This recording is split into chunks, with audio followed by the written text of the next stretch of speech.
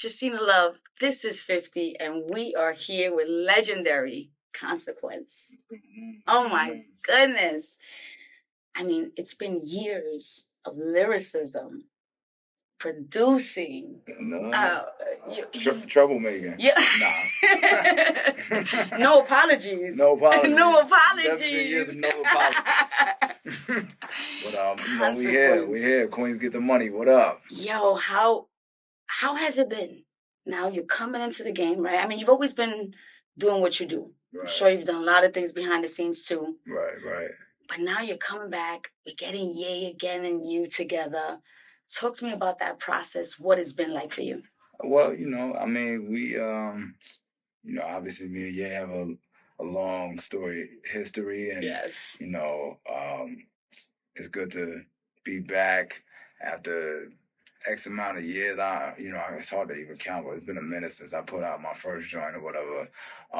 But it's great. I got my son with me, and he on the rise. Oh, and, that's awesome. That's a blessing. So, all the blood, sweat, and tears it's been worth it. And so, I'm having even this late in the game, a breakout season, and we just out here getting busy. That's the name of the game. We get busy, niggas. Busy. What is the difference now from the writing process, the creative process, from what it was then?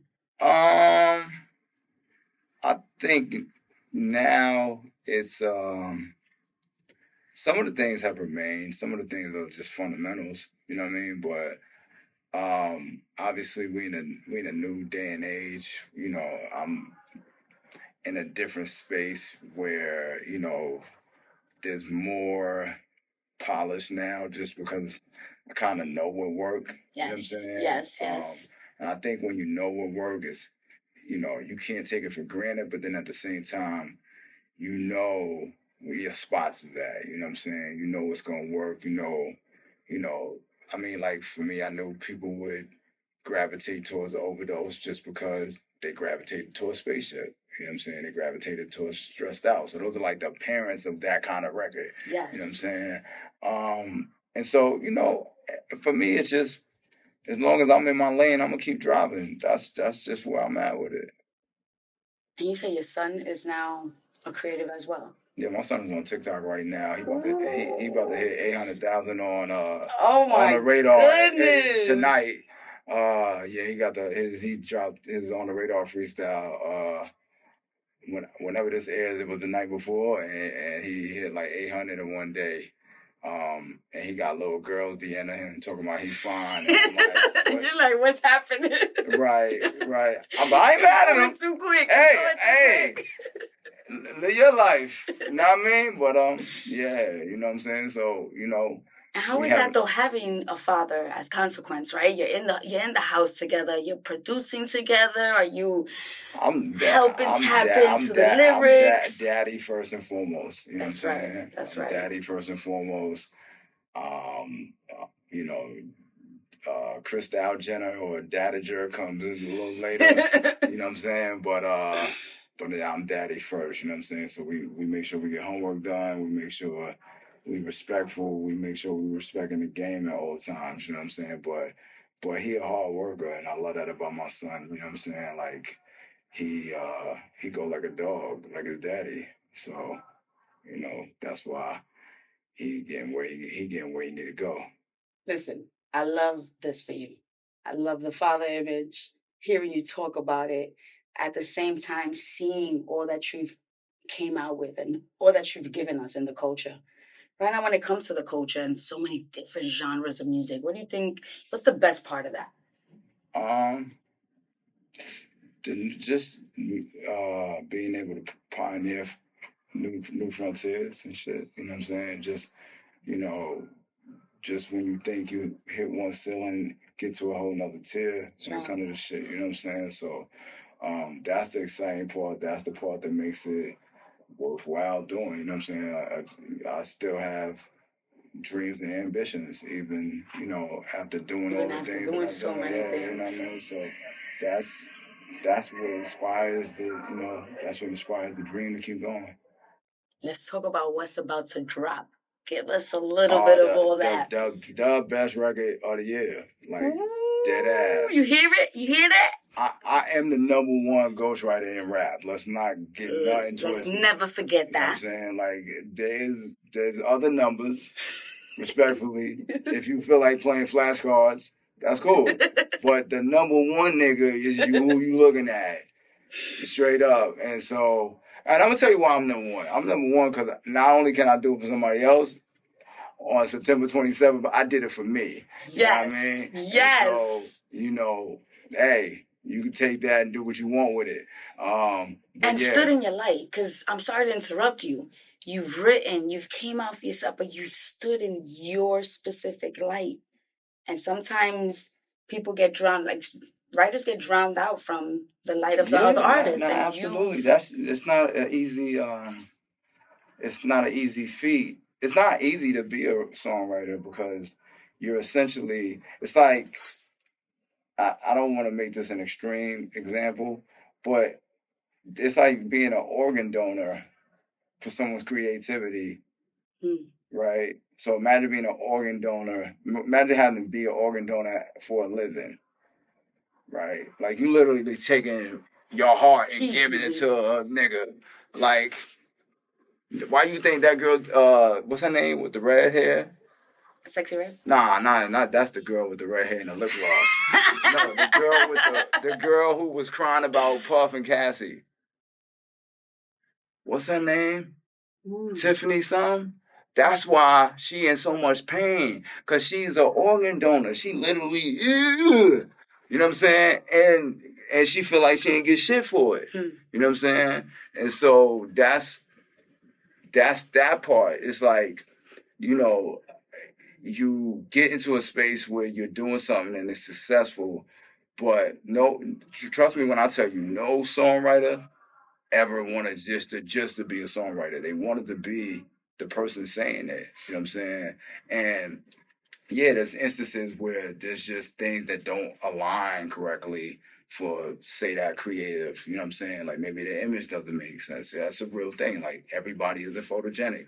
Everybody doesn't have swag. Everybody isn't media trained and can do interviews and all that shit. And they talk like a motherfucker, you know what I'm saying? Or some shit like that. Like they don't have the charisma to pull off marketing. You know what I'm saying? And so, but they have an extraordinary gift when it comes to putting words together. They have an extraordinary gift when it comes to melody. They have an extraordinary gift when it just comes to finishing records. You know what I'm saying? But there's still that donation to a performer to get it off. You know what I'm saying? And so there's a little bit of labor pain with that. You know what I'm saying? Because you literally have to do that transfer. That's right. Yeah. Wow. So Friday. Talk to us.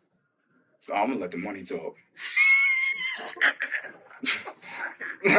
No disrespect to anybody else, but I'm just gonna let the money talk. I don't. Nice doing business with you. I'll see y'all on the DSP. See y'all soon. Yeah. I'll see you at SOBs tomorrow, though. Oh, okay. Yeah, I'll see you at SOBs tomorrow. Just go up. When tomorrow hits, come to SOBs.